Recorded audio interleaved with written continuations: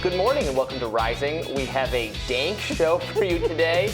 I guess the producers of the show really wanted to see if I would actually read the word dank on screen, Ron Burgundy style. And there we go. I did. I didn't have a better adjective to insert today. Dank is good.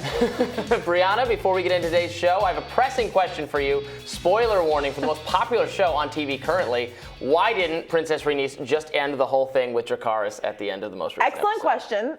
It was weak sauce. I am rooting for her overall. Yeah. I think that the explanation that the show creators gave in the after show conversation was that as a mother, she looked into the eyes of another mother and couldn't do it. And, you know, I think that's a ridiculous excuse. I thought it was more maybe she's still kind of neutral. She's like, look, you're not ordering me around. I am not joining you people.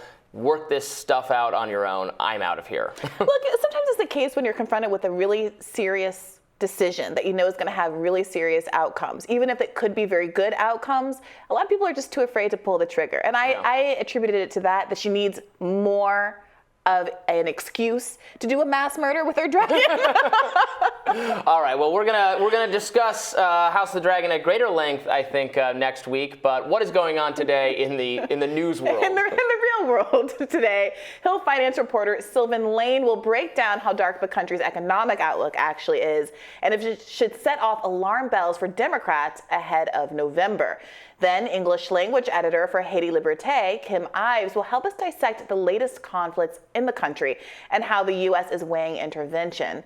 But first, we want to bring you some updates on the Nord Stream explosions that have become a boiling point in the Ukraine war. Well, that's right. Reuters is reporting that after a preliminary investigation, the Danish police have found the cause of the damages of the two Nord Stream gas pipelines in the Danish part of the Baltic Sea to be from powerful explosions. The Danish findings are similar to what a recent Swedish investigation found. Now, as you can see here, video of the damaged pipelines shot by an underwater drone operated by Swedish newspaper Expressen reveals some of the destruction, including 50 meters missing from the Nord Stream 1 pipeline. The outlet said these were the first images released of the pipeline, but Reuters could not independently verify that the images published by the newspaper were of Nord Stream 1, so obviously take this with a grain of salt. The Kremlin responded to the findings of the investigation on Tuesday, saying the probe was a setup to falsely blame Russia and that it based its conclusions on, quote, elementary logic. This is also according to Reuters. World leaders, including President Biden, have denounced the explosions as an act of sabotage. Additional investigations are expected into the September 26 ruptures that occurred in Denmark's exclusive economic zone. Those will be managed jointly by Copenhagen Police and the country's Security and Intelligence Service. So is Russia, obviously we have a dispute about who necessarily did this. Is Russia trying to say that it wasn't even, what they're saying the investigation into whether it was explosions is not? Yeah. I don't know about that, right? Yeah. It was exploded. That seems to be Pretty the Swedes agree. Yeah. Like all the Scandinavians seem to be of one accord on this one. And again, we have to wait to see confirmation about whether those pictures are what they show, but they do seem to show a large hole, the likes of which you would expect from sabotage as opposed to a leak of something of that nature.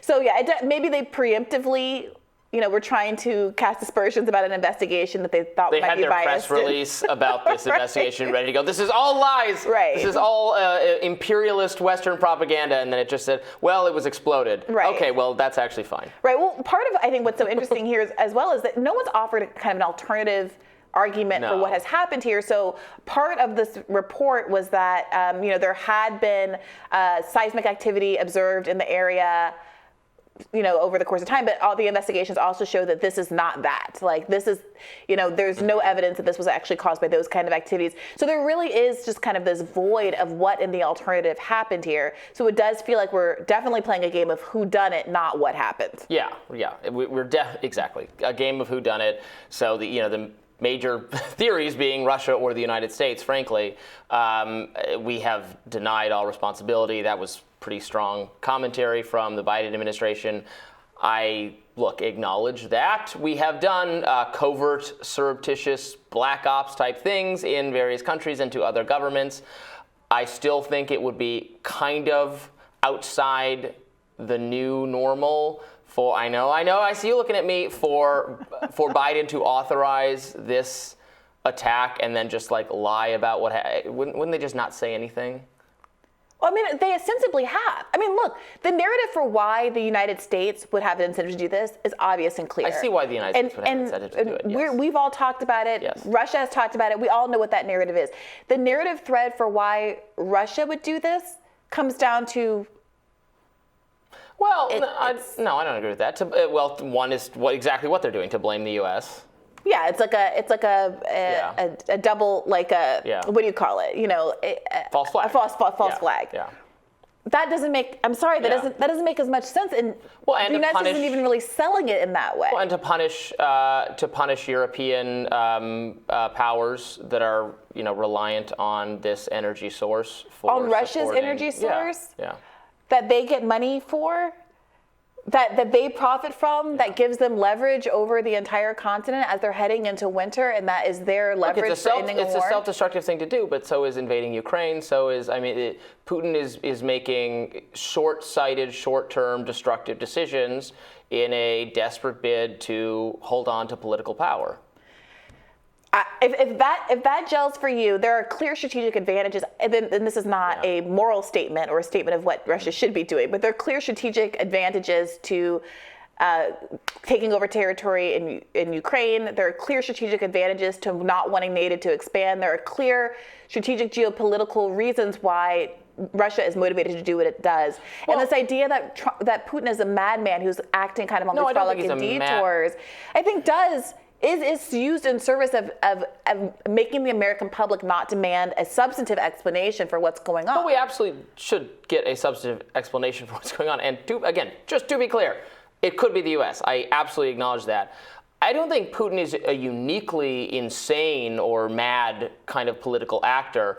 But I also kind of reject. There's a certain, and I don't think you're guilty of this, but there's a certain strain of argumentation on the kind of coming from non-interventionist left and right, who act as if the U.S. has uniquely foolish or malicious rulers, and then other countries don't. I think everyone's political leaders can and often do make really bad blunders when it comes to policy, especially when it comes to foreign policy. They don't really know what they're doing. So we can do that. We have done that. And our Middle Eastern blunders are significant. In the same way we can do that, a leader like Putin or a leader like Xi Jinping or like anyone can make serious strategic blunders. And I would argue that the invasion of Ukraine has gone very bad for them, obviously militarily. You're right. Gaining more territory is nice in a sort of, old medieval European kind of sense. But if the goal was to have some kind of reaction against the expansion of NATO, Europe is more pulling together around the idea of NATO than they were before. Right. We shouldn't get into this whole thing now here in A Block, but there are energy resources found in Ukraine. There are gas lines that are going through Ukraine. It's the breadbasket of Europe. Yeah. There's, access to the sea. There's a lot of things that are going on, not to mention the fact that there's a Russian-speaking population. There's been a civil war that's been ongoing for years. There are a lot of reasons that provide motivation and that make sense, as it were. Again, this is not a moral argument here or justification, but there's a rationale here that people, very early observers of this conflict, John Mersheimer's famous talk from years ago that got resurfaced here, the line is that the Russia's geopolitical investment in that region is so far outstripping what the United States' geopolitical investment is that it makes it a really unequally yoked conflict for that reason, and that Russia is going to be willing to go a lot farther because of it. And that doesn't make any sense, and without understanding what those underlying concerns or their own underlying attachment to the region is, you are going to make some risky bets about when they're going to back down. Sure. And so that's why I think it's important just to connect that through line. Well, yeah, no, I agree. I don't think that contradicts what I was saying. Yeah, absolutely. Yeah. Well, Briahna, I hope you're ready to talk Kanye West. You missed out on a lot of Kanye yesterday, but I'll have some coming up for you on my radar.